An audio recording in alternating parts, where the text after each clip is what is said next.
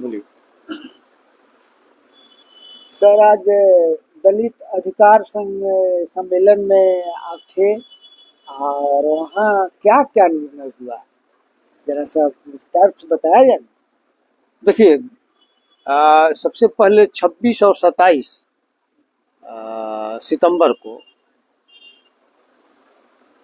नहीं 26 और 27 अगस्त को हैदराबाद में दलित शिखर सम्मेलन हुआ था। उसमें से 25 स्टेट के लोगों ने भाग लिया था और दलित एजेंडा पर प्रमुखता से बात हुई थी।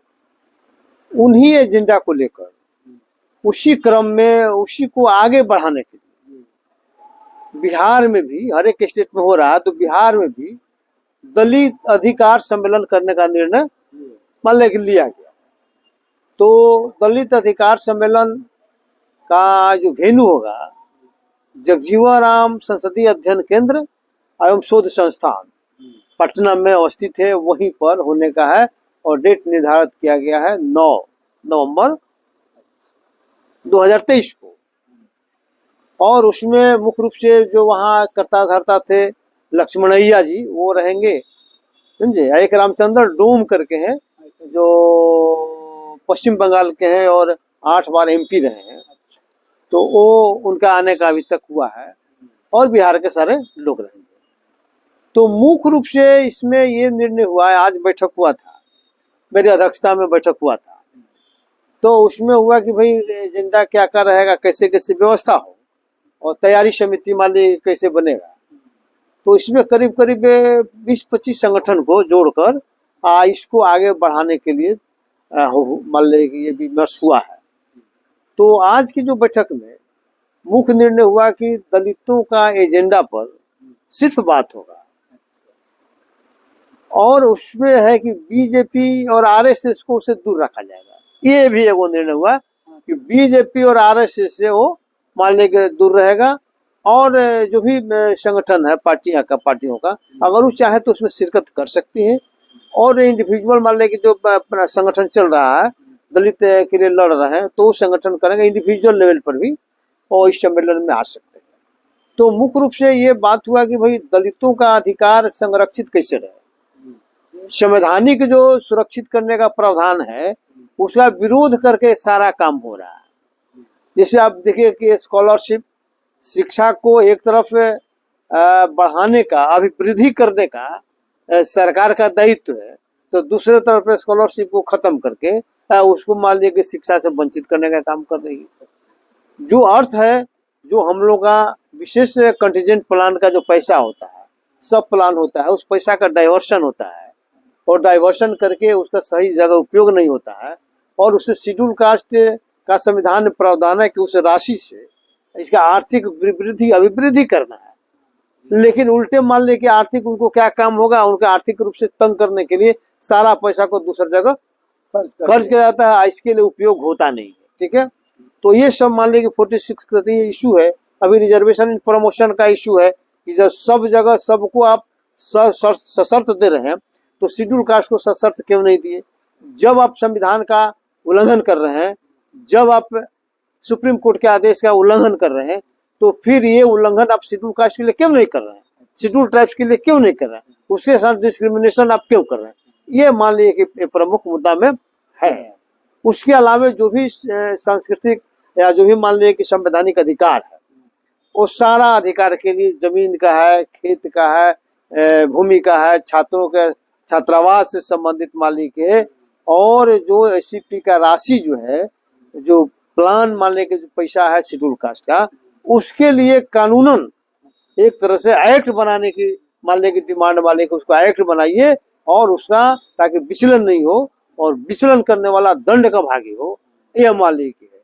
तो इस बिंदु पर, सारा बिंदु पर शेड्यूल कास्ट के हक में सारा चीज होगा। लेकिन दुर्भाग्य मान लीजिए है कि सबसे आम लोग, आम जनता अगर शेड्यूल कास्ट के अधिकारों का हनन करे, उल्लंघन करे या एक्ट करे, जैसे SC/ST एक्ट के विरुद्ध में अपराध करे, तब तो एक बात समझ में आती है। लेकिन अगर ये सरकार के द्वारा ही मान ली हो जाए तो जरा डिफिकल्ट हो जाती है। अच्छा, एक बात बताइए। हाँ, कि इसमें भाजपा को, RSS को अलग रखने की बात हुई है, हाँ तो क्या दलित अधिकार के छीनना उन्हीं के द्वारा छीना जा रहा है? नहीं नहीं नहीं, उन्हीं के द्वारा नहीं छीने जा, और भी लोग छीन रहे हैं, अच्छा, लेकिन वो कॉन्शस स्टेज में छीन रहा है और लोग अनकॉन्शस स्टेज में छीन रहा है।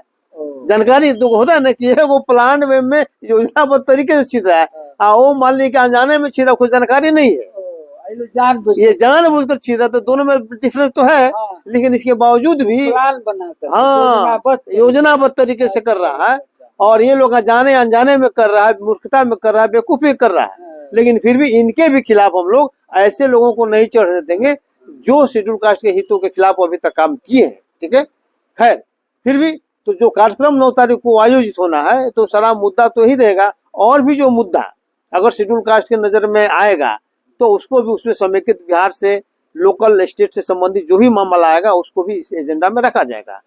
और इस एजेंडा का तैयारी के लिए अगली बैठक जो है ना 29 तारीख को 12 बजे से आयोजित की गई है कि नहीं, तो उसमें जो प्रमुख लोग हैं सभी संगठनों के लोग रहेंगे।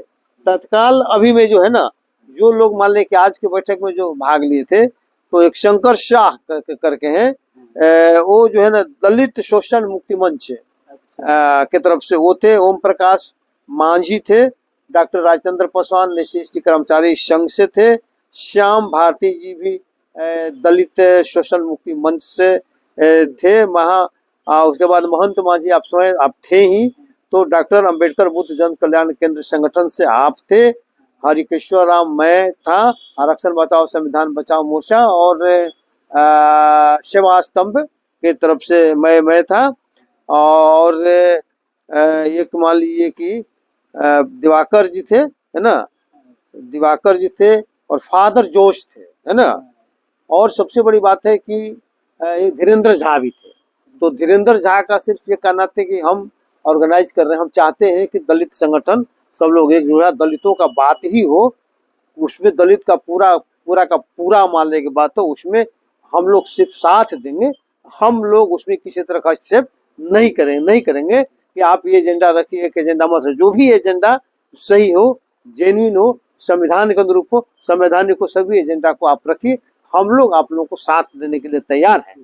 तो उस इश्यू पर धीरेन्द्र झा भी मान लीजिए थे। तो अगली बैठक 29 तारीख को मान लीजिए की आयोजित है 11 नंबर फ्लैट में, और फिर 9 तारीख को होना है, तो उसकी तैयारी के जोर शोर से होगा, पर्चा वगैरह बटेगा और भी सारा तैयारी हो गया।